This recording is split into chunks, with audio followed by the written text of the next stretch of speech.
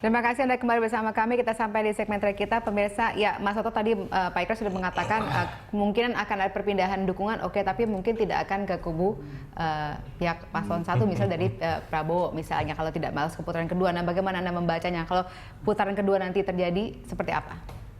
Putaran kedua kalau terjadi tadi, kalau katakanlah pasangan nomor, kalau kita baca di survei, yang lebih mungkin untuk lolos terlebih dahulu kan adalah Ahok, karena surveinya sekarang sudah jauh, bahkan dipopuli 40%. Pertanyaannya kemudian bagaimana skenario ketika pasangan yang lainnya muncul? Kalau kemudian yang maju adalah Anies, atau kalau yang maju adalah Anies, menurut saya juga orang misalnya akan mengatakan sudah pasti SBY kemudian, atau misalnya pasangan nomor 1 akan mengalihkan pasangannya yang berseberangan dengan Ahok. Misalnya karena mereka anti incumbent, karena cenderung bahkan sudah berhadapan-hadapan dengan rezim Jokowi.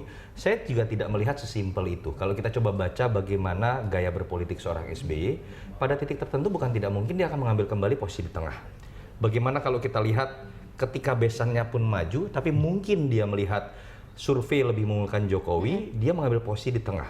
Ketika kemudian rezim Jokowi berkuasa, satu-satunya partai yang tidak mengambil sikap adalah Partai Demokrat. Jadi menurut saya bukan tidak mungkin, spekulasi saya malah dia akan bermain netral. Dan kemudian di situ permainan rasionalitas terkait dengan isu, terkait juga dengan isu-isu emosional seperti Sarah, mungkin itu yang akan lebih menentukan. Tapi dukungan secara resmi saya tidak yakin akan dilakukan oleh SBY.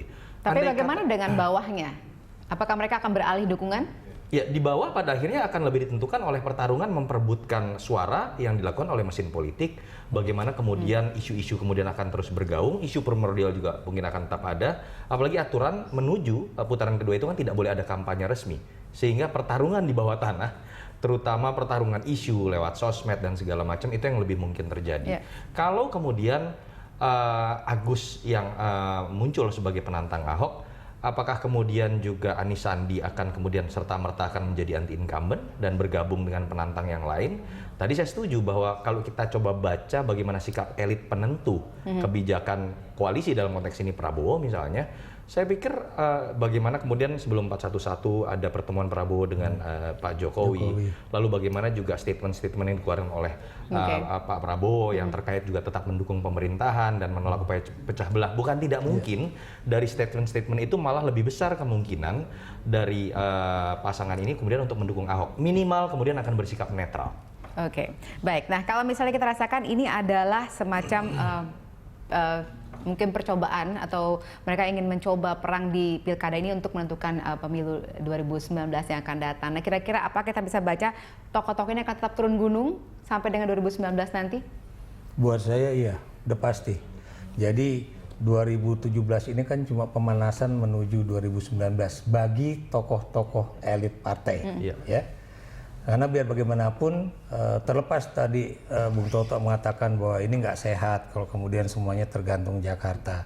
Tapi biar bagaimanapun buat tokoh-tokoh ini adalah political pride if you can win. Ya, kalau Anda bisa memenangi pilkada Jakarta, itu bukan mustahil Anda juga akan bisa memenangi baik itu pemilu legislatif ataupun pemilu presiden di Jakarta. Jadi pertarungan atau turun gunung ketiga tokoh ini tidak akan berakhir di sini. Betul, dan di sini juga akan menjadi satu pertarungan yang sangat dahsyat antara yang tadi saya katakan ide-ide kebangsaan dengan ide-ide yang terkait dengan persoalan agama atau suku atau ras. Jadi ini juga menjadi satu pertarungan yang tajam ya. Dan kalau misalnya nanti ternyata pasangan nomor 2 menang, itu berarti di Jakarta keinginan untuk menjaga Indonesia satu itu tetap lebih besar dibandingkan kalau dengan 3 atau 1 yang menang bagaimana? Kenapa? Kalau 3 atau 1 yang menang? Kalau 3 dengan 1 yang menang, ya kita lihat saja kira-kira gagasan mana ya. Dan buat saya kalau 3 dengan 1 yang menang, saya masih megang nomor 3.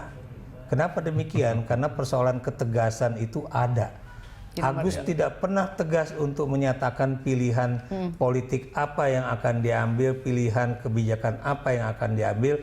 Kalau Anies tegas, walaupun misalnya kita bisa mengatakan itu ngawur misalnya ya, tapi yang jelas dia tegas, pokoknya saya milih ini ya, itu. Jadi kalau Anda lihat pernyataan-pernyataan Agus tidak demikian. Dia seperti kalau Anda suruh dia milih A atau B, dia masih milih atau. Ya. Oke, baik Mas Toto, terakhir menurut Anda ini seperti apa, akan semakin panas pertarungannya sampai 2019? Iya, tadi kalau ada pertanyaan kalau 1 dan 3 yang menang akan seperti apa, menurut saya itu yang akan menarik untuk diterka sebagai sebuah misteri ya. Karena kalau kita percaya bahwa ini hanya pertarungan pemanasan menuju 2019, artinya kekuasaan yang mereka ambil di DKI itu adalah batu loncatan untuk betul-betul berkuasa menggantikan rezim yang ada sekarang di 2019 misalnya. Artinya kita akan melihat bagaimana kemudian tanda kutip pertarungan-pertarungan yang mungkin akan terjadi, mohon maaf, antara rezim yang sudah berkuasa di level nasional dengan rezim yang sekarang sudah mengambil alih kekuasaan di Jakarta.